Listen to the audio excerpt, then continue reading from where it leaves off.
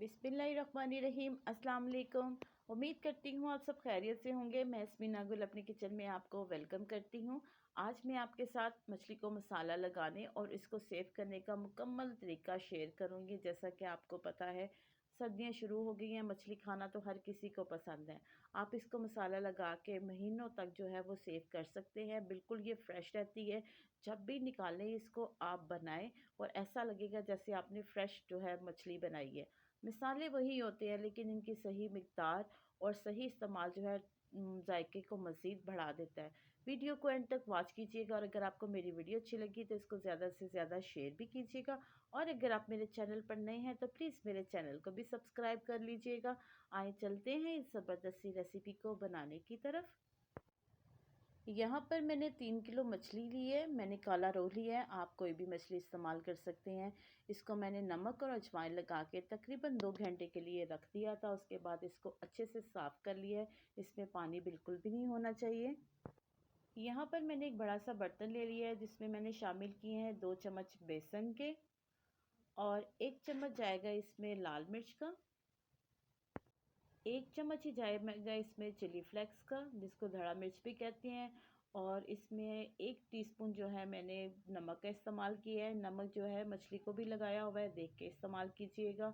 और इसमें 1 चम्मच मैंने सूखा धनिया शामिल किया है, 1 चम्मच ज़ीरे का शामिल किया है। और यहाँ पर मेन चीज़ मैंने अजवाइन ली है, 1 टीस्पून ली है मैंने। अब इसमें मैं 2 बड़े चम्मच लेमन जूस के इस्तेमाल करूँगी और 2 बड़े चम्मच इसमें जाएगा लहसुन का पेस्ट।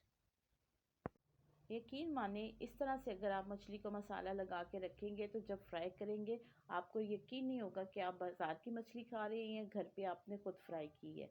अब इन सब मसालों को हम अच्छे से मिक्स कर लेंगे। और पेस्ट जो है थोड़ा सा थिक लग रहा है और जिसमें मैंने लहसुन का पेस्ट बनाया है उसी में मैंने थोड़ा सा पानी 4 चम्मच शामिल किए हैं, वही इसमें ऐड कर देंगे ताकि पेस्ट जो है स्मूथ सा बन जाए। हमेशा मछली को जो है ओवरनाइट मसाला लगा के रखें तो उसका टेस्ट और ज़्यादा हो जाता है। अगर इसको हम और ज़्यादा मज़ीद टाइम देंगे तो ये बहुत ही ज़बरदस्त बनती है। देखिए इस तरह से ये पेस्ट तैयार हो चुका है मसाले का। अब चाहे तो एक एक पीस उठाएंगे इस तरह से और मछली के ऊपर सारा अप्लाई कर देंगे। ये जो बेसन हमने इस मसाले में इस्तेमाल किया है, जब इसको हम फ्राई करेंगे तो यकीन माने बहुत ही क्रिस्पी ये फ़िश बनकर तैयार होगी। इस तरह सा मसाला लगा लेंगे। आप चाहे तो सारी फ़िश को एक ही दफ़ा लगा सकते हैं। मैं तो सारी मछली को इस बड़े से बर्तन में डाल दूँगी और हाथों की मदद से इसको अच्छे से मसाला लगा लेंगे।